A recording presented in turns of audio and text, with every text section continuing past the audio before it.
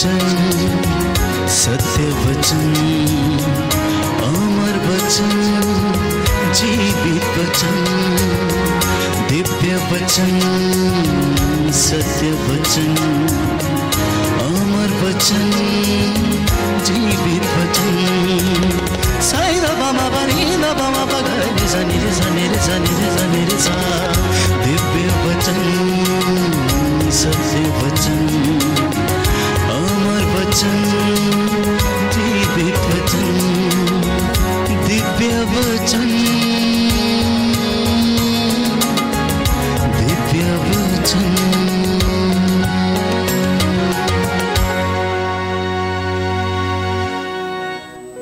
प्रियजनों, मैंने कहा ये वचन मेरी और आपकी आत्मा का भोजन है। अगर हम, कितने लोग बाइबल लाए हैं? जरा हाथ खड़ा करना। बहुत अच्छी बात है, बहुत से लोग बाइबल लाए हैं। ये मैंने कहा ये हमारी ताकत है, ये हमारी ताकत है। इसके बिना हम कुछ भी नहीं। जो इसको नहीं जानता वो यीशु को नहीं जानता है। जो वचन को नहीं जानता वो यीशु को नहीं जानता। इसलिए इसको जानना बहुत ज़रूरी है। इसलिए मैंने कई मर्तबा कहा, अगर आप मेरी बाइबल खोल के देखेंगे तो इसके बहुत से पन्ने इधर उधर फट चुके हैं, बार बार खोल खोल के, और ये पुरानी होती जा रही है। तो मुझे प्रभु ने प्रेरणा दिया, बेटा जितनी ये पुरानी होगी उतने तुम नए होगे। जितनी ये पुरानी होगी उतने तुम नए होगे, और जितनी ये नई रहेगी तुम्हारे कबर्ड में उतनी तुम पुराने रहोगे। तुम बदलोगे नहीं। बस यहीं से मेरी जिंदगी की शुरुआत होगी। वचन मैं पहले भी पढ़ता था, अब भी पढ़ता हूँ और रोज पढ़ता हूँ, और मैं देखता हूँ इसमें जहाँ मेरी जिंदगी से संबंधित जो ये बातें ये कहती है, क्योंकि इसमें परमेश्वर का मन लिखा हुआ है, इसमें परमेश्वर के बातें लिखी हुई हैं। उसने क्या चमत्कार किए हैं इसमें वो लिखे गए हैं। वो परमेश्वर कैसा दिखता है इसमें हमें वो बताया गया, अन्यथा हमको पता नहीं चलेगा। उस परमेश्वर ने अपनी चुनी हुई प्रजा के लिए क्या किया इसमें वो बताया गया है। स्वर्ग कैसे मिलेगा इसमें वो रास्ता दिखाया गया है। नरक कैसे हमें मिल जाता है इसमें वो भी बताया गया है। पिता की शिक्षा का पालन करने से हमारा क्या होगा, माँ का श्राप मिलने से हमें क्या होगा। एक एक वचन प्यारे भाइयों और बहनों 100 आने खरा और सच्चा है। इसलिए यीशु ने कहा आकाश और पृथ्वी टल जाएं तो टल जाएं, परंतु मेरे वचन नहीं टल सकते। हालेलुया, हालेलुया, हालेलुया, हालेलुया, हालेलुया। तो इसलिए अगर मेरी बाइबल आप देखेंगे तो ये सब जगह से रंगीन है, ये सब जगह से रंगीन है, क्योंकि मैं वहाँ मार्क करता रहता हूँ जो वचन हमारी जिंदगी से संबंध रखते हैं।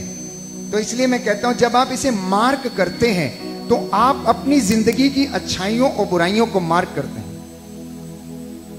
कि हमारे अंदर कितना सामर्थ्य है, कितना हम में बल है, हमारी आध्यात्मिकता कितनी बड़ी है या कैसी है, हमारे जीवन के जो कृपा का जो स्तर है वो कितना बड़ा है, उसमें कितनी बढ़ोतरी हुई है। ये वचन आपको बताएगा, ये बाइबल आपको बताएगी।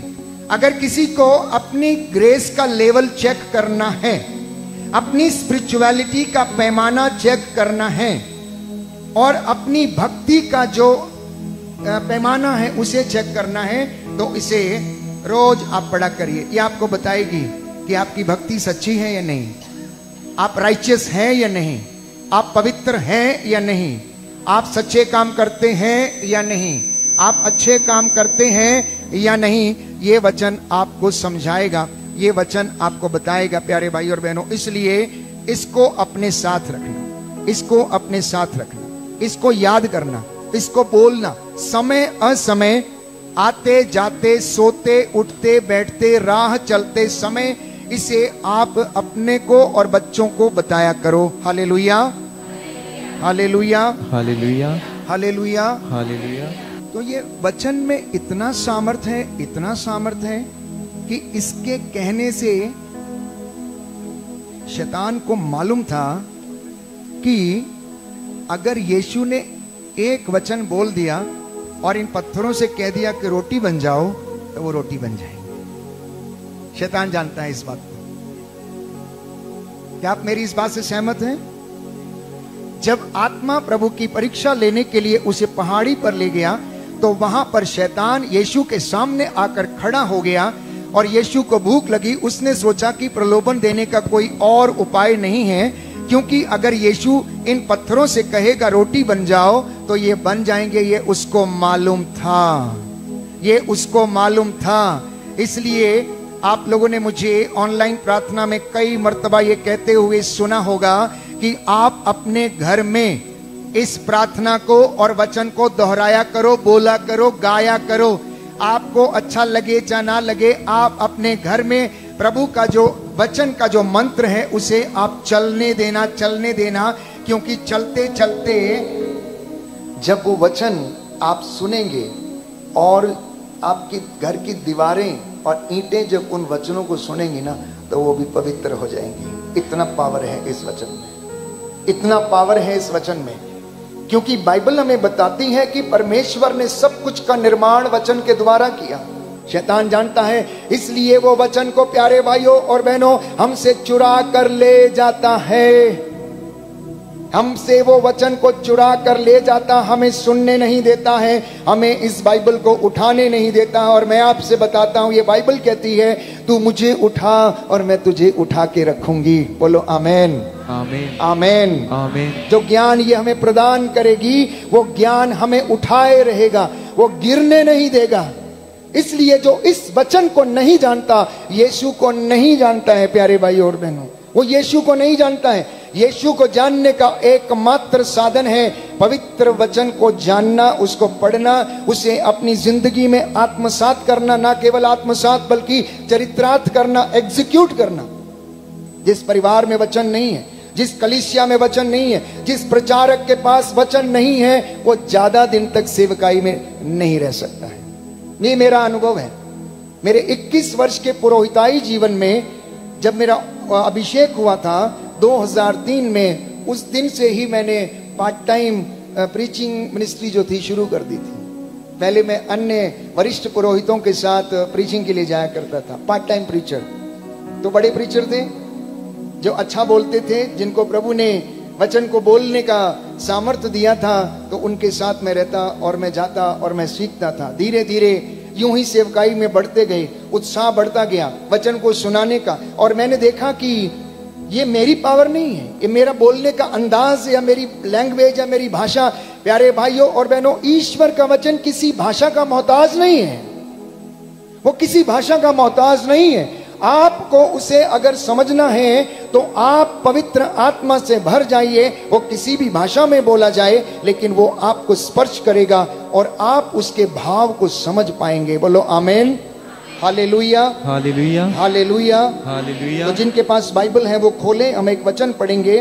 विधि विवरण ग्रंथ अध्याय 32 पद संख्या 46 और उससे आगे। क्योंकि हम वचन का महोत्सव मना रहे हैं, पवित्र बाइबल का महोत्सव मना रहे हैं, तो जितने ज्यादा वचन हम इस वचन से, इस बाइबल से पढ़ सकेंगे, हमें पढ़ना चाहिए। आप लिख ले, घर में जाके पढ़ना, शाम को ये आपका होमवर्क है।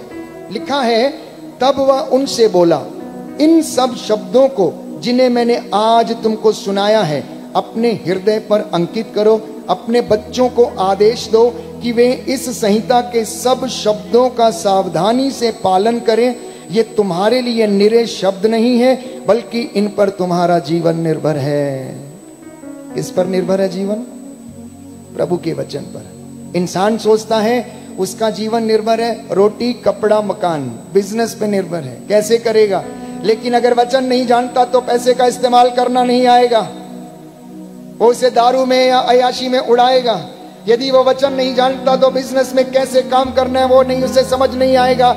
इसलिए सबसे पहला ज्ञान, सबसे पहली प्राथमिकता, सबसे पहला इंपॉर्टेंस हमने प्रभु को और उसके वचन को, मसीहों को देना चाहिए, जिसके हम अनुयायी हैं। और ये वचन मुझे और आपको आशीष प्रदान करेगा। लिखा है, ये तुम्हारे लिए निरे शब्द नहीं, इन पर तुम्हारा जीवन निर्भर है। इनका पालन करने से तुम दीर्घ आयु तक उस देश में जीवित रहोगे जिसे अपने अधिकार में तुम करने जा रहे हो। बोलो आमेन, आमीन। हालेलुया, हालेलुया, हालेलुया, हालेलुया। यीशु की स्तुति हो, यीशु की स्तुति यीशु हो, को धन्यवाद, यीशु को यीशु धन्यवाद, की आराधना हो, यीशु की आराधना हो, महिमा हो, यीशु की यीशु महिमा को हो, धन्यवाद, यीशु को धन्यवाद। हालेलुया, हालेलुया, हालेलुया, हालेलुया, हालेलुया। हालेलुया। इनके पास बाइबल है, सुक्ति ग्रंथ खोलेंगे। इससे पहले कि हम वचन को और अच्छी तरह जान सकें, इसके विषय में प्रभु क्या कहता है। लिखा है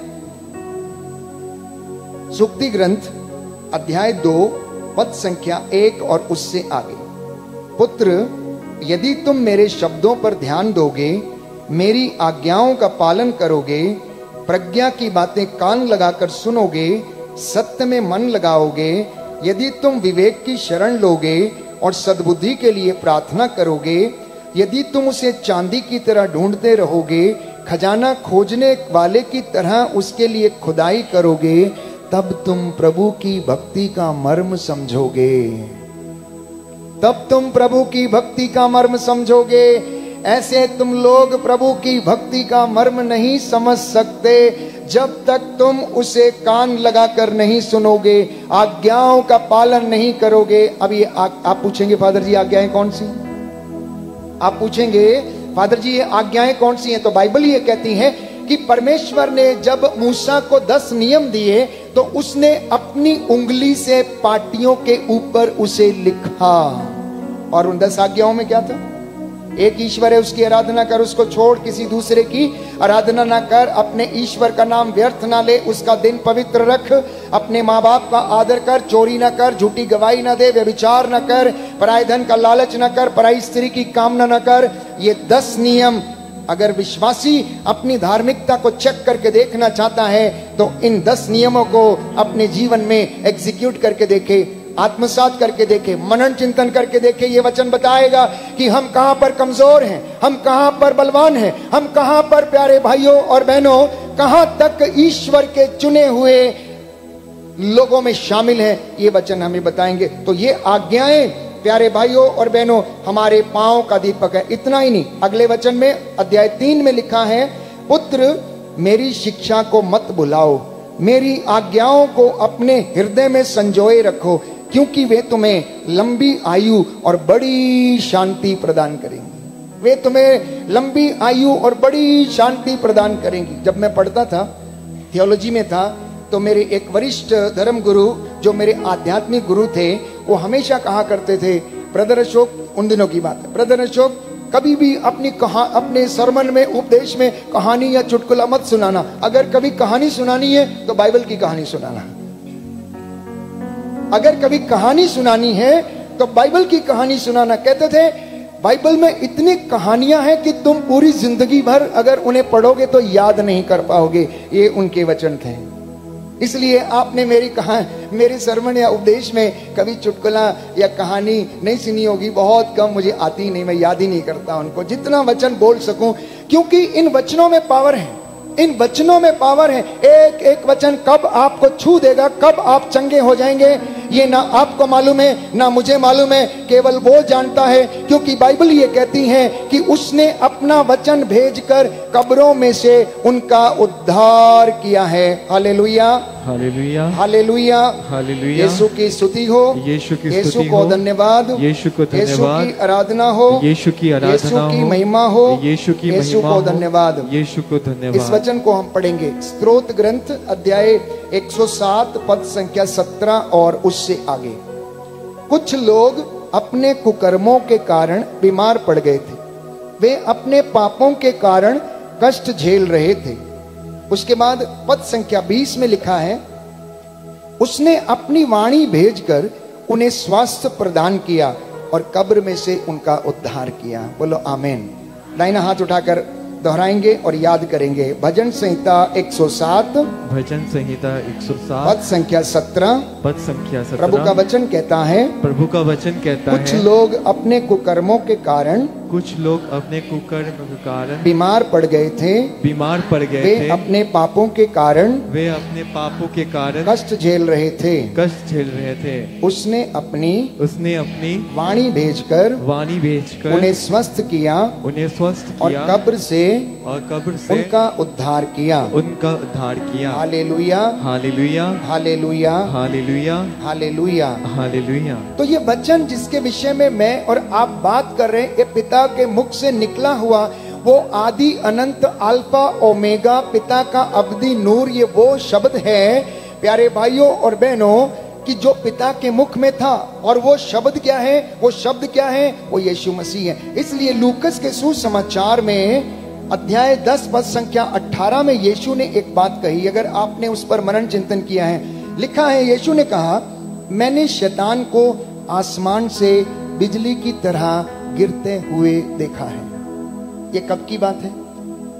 शैतान जिसका नाम इबलीस है, वो फरिश्ता जिसका नाम इबलीस था, सुबह का तारा था, केरूबों पर विराजमान रहता था, वो बहुत बड़ी क्वायर की संगति में शामिल था और प्रभु की आराधना और स्तुति किया करता था। और एक दिन उसके मन में घमंड आ गया, अहंकार आ गया कि नहीं जी, मैं आज के बाद ईश्वर की आराधना कोई नहीं करेगा, सब मेरी आराधना करेंगे। और ईश्वर ने उठाकर उसे धरती पर पटक दिया। तब की बात है कि यीशु ने कहा, मैंने शैतान को आसमान से बिजली की तरह गिरते हुए देखा है। मतलब उस वक्त यीशु पिता के अंदर था, उसके मुख में था, वो पिता से उत्पन्न है, वहीं से प्रसृत होता है। तो यीशु इस बात को अंगीकार करता है एक हमारी दुनिया में कि मैंने शैतान को बिजली की तरह गिरते हुए देखा है। मैंने तुम्हें सांपों और बिच्छुओं पर, दुरात्मा शक्ति पर, बैरी की हर एक ताकत को कुचलने का सामर्थ्य दिया है। लूका का सुसमाचार अध्याय 10 पद संख्या 18 और उससे आगे। इसलिए कहता है एफेसियों के पत्र अध्याय 6 पद संख्या 10 और उससे आगे की, अब तुम ईश्वर के अपार सामर्थ्य से बल ग्रहण करो। अब तुम ईश्वर के अपार सामर्थ्य से बल ग्रहण करो। तुम विश्वास की ढाल लिए रहो, आत्मा की तलवार ईश्वर का वचन लिए रहो, मुक्ति का टोप तुम पहन लो, शांति सुसमाचार उत्साह के जूते तुम पहनकर आगे बढ़ो और शैतान की धूर्तता का सामना करने में तुम समर्थ हो जाओगे। बोलो आमीन, आमीन, हालेलुया, हालेलुया, हालेलुया, हालेलुया। यीशु की स्तुति हो, यीशु की स्तुति यीशु को धन्यवाद, यीशु को धन्यवाद, यीशु की आराधना हो, यीशु की आराधना यीशु हो, की महिमा हो, यीशु की महिमा यीशु हो, को धन्यवाद, यीशु को धन्यवाद, हालेलुया, हालेलुया। तो मैं जब ये वचन आपको सुना रहा हूं, ये वचन मैं नहीं सुना रहा। आज प्रभु आपके घर में आया, जैसे वो कफरनाहूम में गया, गलील में गया, बेतसाइदा के किनारे बैठा, झील के किनारे बैठा, जहां जहां वो गया वचन सुनाने के लिए, उसी तरीके से नबियों को परमेश्वर भेजा करता था। चाहे वो हग्गाई हो, आमोस हो, होशिया हो, एजेकियल हो, यिर्मयाह हो, योनस हो, जहां जहां ये लोग गए, उन्होंने जब वचन सुनाया, प्यारे भाइयों और बहनों, उन लोगों के जीवन में चंगाई आ गई, चंगे हो गए वो लोग। गांव के गांव, शहर के शहर, उन्होंने पश्चाताप किया। निनवे शहर के विषय में आप जानते हैं, जब योनस नबी ने जाकर उनको वचन सुनाया और उनसे कहा कि आज से 40 दिन के बाद परमेश्वर निनवे शहर को तहस नहस कर देगा, यदि तुम पश्चाताप करोगे तो बच जाओगे, यदि तुम पश्चाताप करोगे तो तुम बच जाओगे। उन्होंने क्या किया? टाट पहन लिया, भस्म रमा ली और सब लोग कूड़े के ढेर पर बैठ गए। उनके चौपाए, उनके भेड़ बकरियां, गाय बैल, सब लोगों को उन्होंने उपवास कराया और प्रायश्चित किया। और बाइबल कहती है परमेश्वर ने स्वर्ग से देखा कि निनवे शहर के लोग क्या कर रहे हैं। जब उसने देखा कि ये लोग टाट ओढ़कर, भस्म रमाकर, कूड़े के ढेर पर बैठ के प्रार्थना कर रहे हैं, तो ईश्वर ने निनवे शहर को तबाह करने का विचार छोड़ दिया। उसने उन्हें तबाह करने का विचार छोड़ दिया। आज कलीसियाओं को वचन सुनकर प्रायश्चित करने की आवश्यकता है। वो कोई सी भी कलीसिया हो, कैथोलिक हो या अन्य कोई भी डिनोमिनेशन क्यों ना हो, प्रभु की चुने हुए लोग आज यदि वचन को नहीं जानते हैं तो वो प्रभु को नहीं जानते हैं, केवल अपने स्वार्थ के लिए वो करते हैं काम, चाहे कोई भी सेवकाई हो। इसलिए प्यारे भाइयों और बहनों, ये वचन जिसे आप सुन रहे हैं, ये हमें इतना जीवन देता है, चंगा करता, उद्धार करता है। एक सुंदर वचन है, यदि आप बाइबल खोलेंगे एजेकियल नबी का ग्रंथ अध्याय 37 में, अध्याय 37, एजेकियल नबी का ग्रंथ अध्याय 37 पद संख्या 3 से मैं आपके लिए पढ़ूंगा। उसने मुझसे कहा, मानव पुत्र, क्या इन हड्डियों में फिर जीवन आ सकता है? मैंने उत्तर दिया, प्रभु ईश्वर, तू ही जानता है। इस पर उसने मुझसे कहा, इन हड्डियों से भविष्यवाणी करो, इनसे यह कहो, सूखी हड्डियों, प्रभु की वाणी सुनो। प्रभु ईश्वर इन हड्डियों से यह कहता है, मैं तुम में प्राण डालूंगा और तुम जीवित हो जाओगी। क्या कहता है? मैं तुम में प्राण डालूंगा और तुम जीवित हो जाओगी।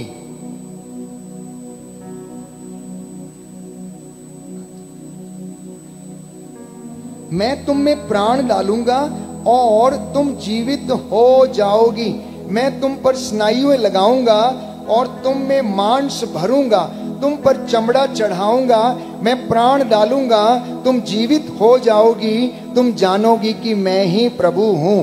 मैं उसके आदेश के अनुसार भविष्यवाणी करने लगा। सुनिए ध्यान से, एजेकियल कहता है कि जैसा मुझे आदेश मिला था, मैंने भविष्यवाणी करनी शुरू कर दी और मैंने देखा कि एक लड़खड़ाती आवाज सुनाई पड़ी और वे हड्डियां एक दूसरे से जुड़ने लगी। मैं देख रहा था कि उन पर स्नायुएं चढ़ने लगी, उनमें मांस भर गया, उन पर चमड़ा चढ़ गया, किंतु उनमें प्राण नहीं थे। उसने मुझसे कहा, मानव पुत्र, प्राण वायु को संबोधित कर भविष्यवाणी करो। यह कहकर भविष्यवाणी करो, प्रभु ईश्वर ये कहता है, प्राण वायु चारों दिशाओं से आओ और उन मृतकों में प्राण फूंक दो, जिससे उनमें जीवन आ जाए। मैंने उसके आदेशा अनुसार भविष्यवाणी की और उनमें प्राण आए। वे पुनर्जीवित होकर अपने पैरों पर खड़ी हो गईं। वे एक विशाल बहुसंख्यक सेना थी।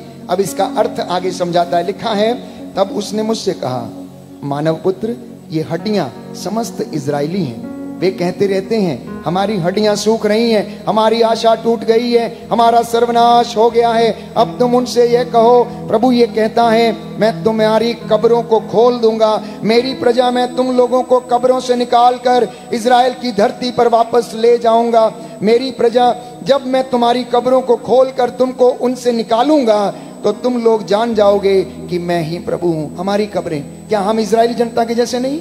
हमारी कब्रें कौन सी हैं? अहंकार की कब्र, घमंड की कब्र, स्वार्थ की कब्र, नशा, ईर्ष्या, द्वेष, घृणा, इन तमाम कब्रों में हम डूबे हुए हैं। इन तमाम कब्रों में डूबे हुए हैं। कहते हैं, इनसे भविष्यवाणी करो, इन्हें बताओ, मैं इन्हें जीवन प्रदान करूंगा, मैं इन्हें नया हृदय प्रदान करूंगा।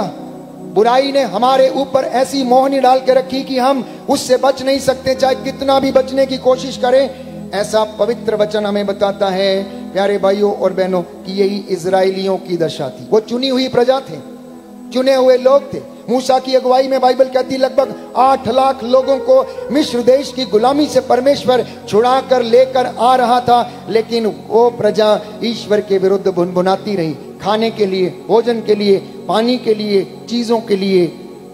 लेकिन बाइबल कुछ और कहती है, वचन कुछ और कहता है। मत्ती का सुसमाचार अध्याय 6 पद संख्या 33 और उससे आगे, कि तुम सबसे पहले ईश्वर और उसके राज्य की खोज करो, बाकी की चीजें तुम्हें यूं ही मिल जाएंगी। इस वचन के सामर्थ्य को आप जानना। सबसे पहली बात यह है कि वचन तलवार है, और यह तलवार आत्मा की तलवार है। इब्रानियों का पत्र अध्याय 4 पद संख्या 12 और उससे आगे, ईश्वर का वचन जीवंत, सशक्त और दुधारी तलवार के समान है। दुधारी तलवार मतलब दो धारी है। ये सुनने वाले और सुनने वाले दोनों को काटती, मुझे भी काटती है, आपको भी काटेगी। वो प्रचारक जिसको ये वचन ना काटे, इसका मतलब ये है कि वो प्रचारक झूठा है। वो प्रचारक झूठा है, क्योंकि अगर ये दुधारी तलवार है तो इसे सुनने और सुनाने वाले दोनों पर प्रभाव डालना चाहिए। और यदि वह झूठा है तो प्यारे भाइयों और बहनों, वो प्रचारक कभी भी अपनी जिंदगी में आशीष को महसूस नहीं कर पाएगा। इसलिए वचन आगे, इसका महत्व ये है, ये आग के जैसे। यिर्मयाह नबी का ग्रंथ अध्याय 23 पद संख्या 29 और उससे आगे, कि प्रभु का वचन अग्नि के जैसा है। उसका अगला वचन है प्रभु का वचन हथौड़ा है। जिस तरह हथौड़ा चट्टान पे पड़ता है उसको चकनाचूर कर देता है। अगर कोई व्यक्ति ये वचन सुन ले तो उसका जीवन बदल जाता है। जक्कैऊस का जीवन बदल गया। जक्कैऊस का जीवन बदल गया जब उसने प्रभु को अपने घर में आमंत्रित किया। जब उसने वचन सुना उसके जीवन में उद्धार आया। लाजरस के कानों में जब परमेश्वर का वचन सुना पड़ा, जब यीशु ने कहा लाजर ओ लाजर बाहर आ, लाजर ओ लाजर तू बाहर आ, और मुर्दा बाहर आ गया। वो जिंदा हो गया था, लेकिन यीशु ने कहा इसके शरीर पर लिपटी हुई पट्टियों को खोल दो ताकि ये स्वतंत्रता पूर्वक क्या करे, चल सके। हो सकता हम जिंदे हैं लेकिन हम पट्टियों से बंधे हुए हैं। पट्टियां कौन सी? मैंने आपको बताया, हमारे अंदर जो भ्रांतियां हैं, हमारे अंदर जो डाउट्स हैं, हमारे अंदर जो स्वार्थ है, हमारे अंदर जो बुराई है, हमारे अंदर जो ईर्ष्या अहंकार है, ये वो पट्टियां हैं जो हमें आगे बढ़ने से, स्वतंत्रता में रहने नहीं देती हैं और रोकती हैं। इसलिए यीशु ने लोगों से कहा लाजर के शरीर पर बंधी हुई पट्टियों को खोल दो ताकि ये स्वतंत्रता पूर्वक चल सके। हालांकि वो जिंदा था, हालांकि वो जिंदा था। क्या यीशु चाहते तो नहीं खोल सकते थे? पट्टियां नहीं गिर सकती थी? प्यारे भाई और बहनों, गिर सकती थी, लेकिन यीशु लोगों को सिखाना चाहता था कि हमें अपने मन के अंधकार को दूर करने की आवश्यकता है। इन पट्टियों से हमें आजाद होने की आवश्यकता है, इन बुराइयों से हमें आजाद होने की आवश्यकता है। और अगला वचन है, ये जीवंत रोटी है। मत्ती का सुसमाचार अध्याय 4 पद संख्या 4, ये अनंत जीवन का संदेश है। योहन का सुसमाचार अध्याय 6 पद संख्या 68 और उससे आगे, gospel of Saint John chapter 6 verse 68, आगे लिखा है ये सुनने से विश्वास उत्पन्न होता है। ये वचन को सुनने से आपका विचारधारा बदल जाएगी, आपके आध्यात्मिक जीवन में उन्नति आ जाएगी।